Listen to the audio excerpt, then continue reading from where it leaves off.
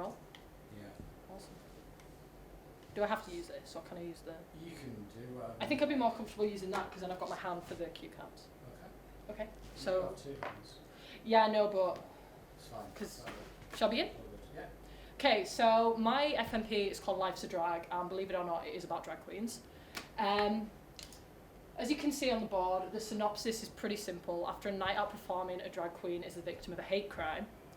It's essentially split into a 3-act structure, all of which are very different. It begins with a voiceover in which drag is described as a mask that you can hide behind. We then go into the club, and our protagonist, a drag queen called Manny Paws, performs a lip sync to the Cher song Strong Enough. So this is the light-hearted, fun beginning of the film. We then switch to a very different, somber mood where Manny, still in full makeup, leaves the club and is attacked as a homophobic hate crime, the slurs, he's beaten, pushed, cut, bruised. And then the film ends with him stood in front of a mirror, removing the makeup, forced to look at himself without the mask of drag.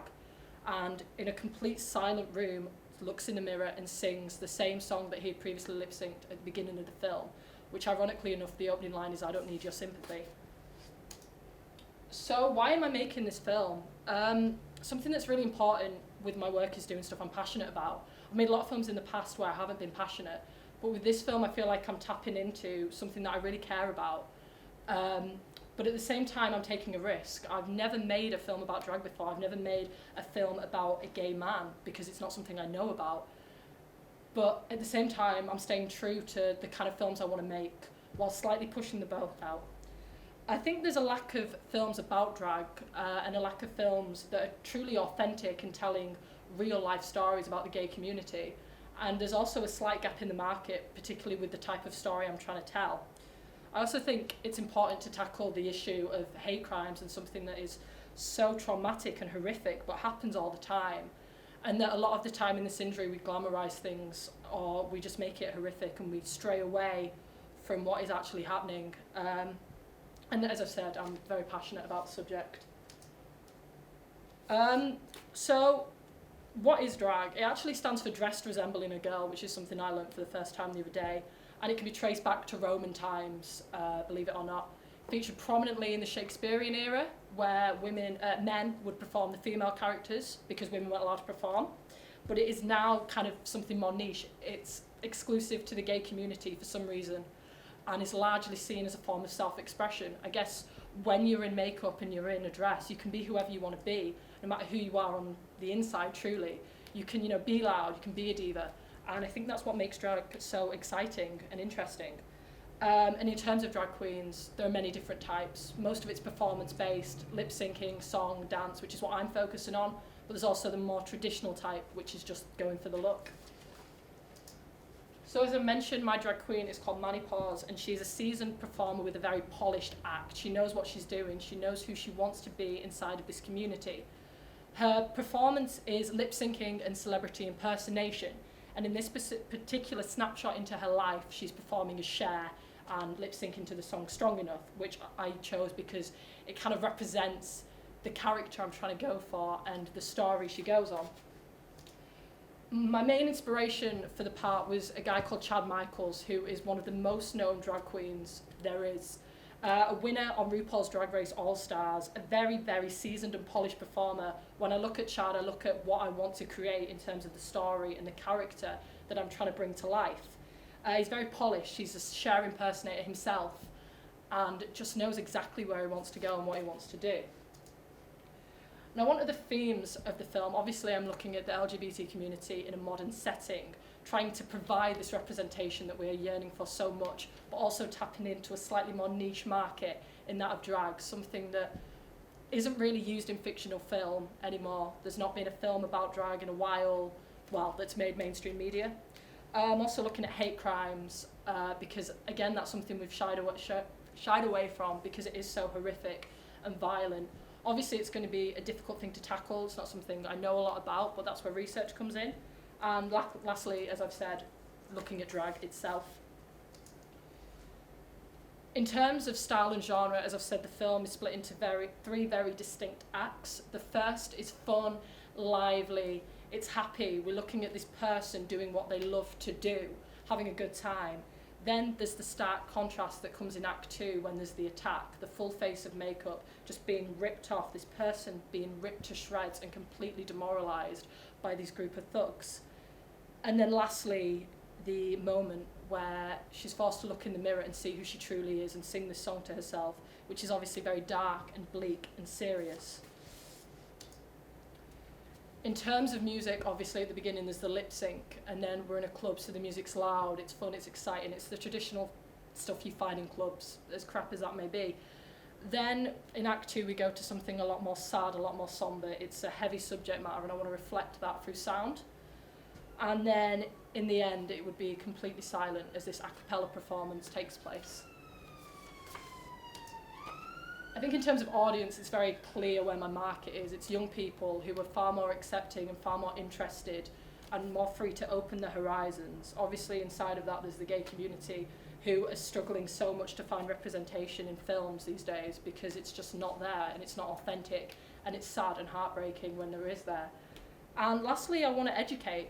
I think there's a lot of people who don't know a lot about drag. There's a lot of people who don't know about these stories because there's just not the information there. And through film, you can tell stories and you can educate people. And I think that's really powerful and something I'd love to do in my work, and particularly with this piece. So that's that. If you have any questions, which I'm sure you will, shoot. I'll try not to give too many notes on this. I've gone for about half an hour and 7 minutes. Jeez. Might I go first again? Just give me a nudge. Let's go. Are you able to clear the track? Yeah, sure, yeah. Can you clear it? Copyright? So you can, well, I'm not actually making the film, I'm just writing it. So in terms of that, we're fine. Yeah, so she doesn't have to. That's a shame about making the film, because that needs to be made. No, it does, yeah, I completely agree. But then So- that's a different battle to have, yeah. That's fine. So if you go and make it, or somebody makes it for you, That would be with you, a big, it yeah. could be tricky to clear that. mhm. You might have to get a sounder light to do a version. Yeah, I probably, did yeah. it with a short film I made years ago. I wanted an Elvis track. Uh-huh. Can you imagine how much that would cost? Yeah, And I just got a license to have a Elvis impersonator record the same song, and I just paid for that. It didn't cost me much at all. yeah, that So would it work. can be done, Mhm. but there's that. Mhm. That was a really passionate presentation, by the way. Oh, thank you, Very nicely done. thank you. One thing I would say is I think your audience is a lot broader than you think it is. Yeah. I think your audience is maybe 16 up to people in the 50s and 60s. Awesome. Drag's been around Yeah. way before you were born. As you say, you've given us a history of it, and the audience does not stop at 25. Mhm. I think your audience is quite broad. Yeah. For that Awesome. kind of film, which I guess it's sort of alternative or independent, maybe Mhm. even art house cinema, there's a huge audience. Mhm. Okay. Not just gay, lesbian, homosexual, Mhm. heterosexual as well. And I think there's plenty of other films that have been very successful with that. I think Priscilla, Queen of the Yeah, Desert is yeah. probably one of the first ones that really, really got noticed. But there's actually quite a few films of that genre, if you like. Yeah. So don't undersell yourself on your audience. I think Okay. it's a lot wider. Oh, awesome. Yeah. I want to give you a hug.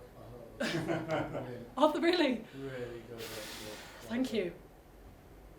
Compared to some presentations that you've done. Yeah. I'm really nervous, so I'm just gonna yeah. To the point, succinct, like the thing that came through more than anything was like heaps of passion for the subject. Awesome. It's been great. Oh, yes. And I love the narrative. Awesome. Like I'm totally engaged with that.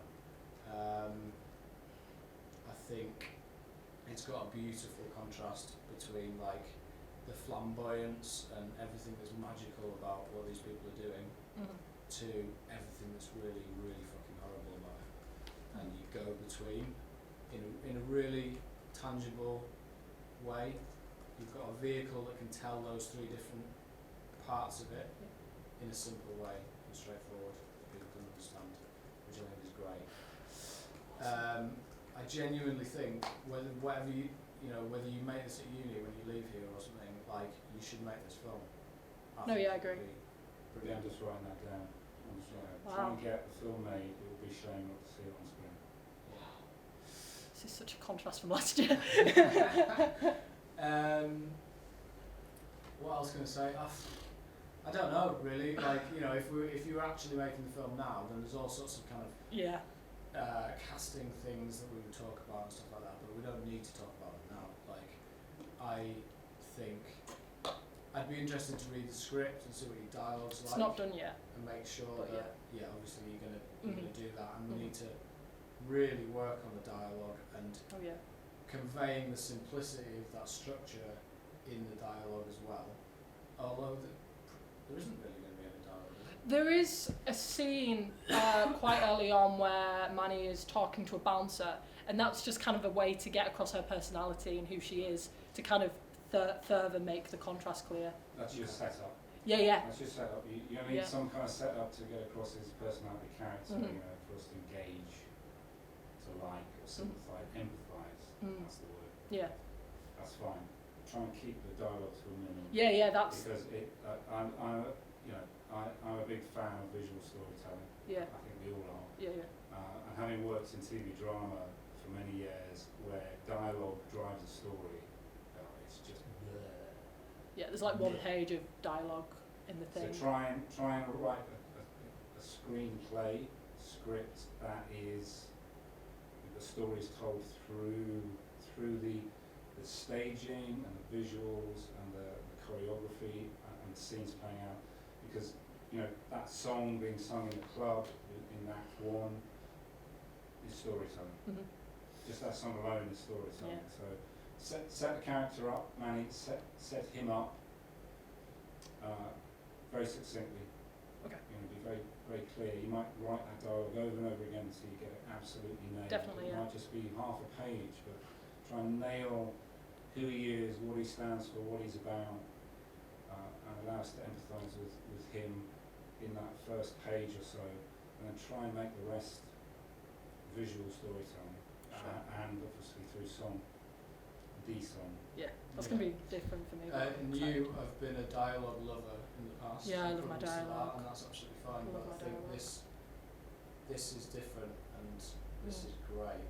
Yeah, I think it's the most Really- ambitious thing I've really ever tried to- writing. So. To complicate it with loads of As I say, it's Right. honestly like a page so far. and that's- Writers often resort to dialogue when they can't, because a lot of writers, screenwriters, actually aren't visual storytellers. Mhm. Yeah. They're playwrights, they're writers, and the written word is the written word, and they just have to write dialogue because that justifies their existence. Try and, I guess, get out of your comfort zone if you're a lover of dialogue. Yeah. Try and force yourself to tell the story with images. Yeah. That was brilliant, Rich. Well done. Thank you very much. Excellent. Could you I'll log out. disappear and Yeah. send Nathan through, Nathan. who can be the last one?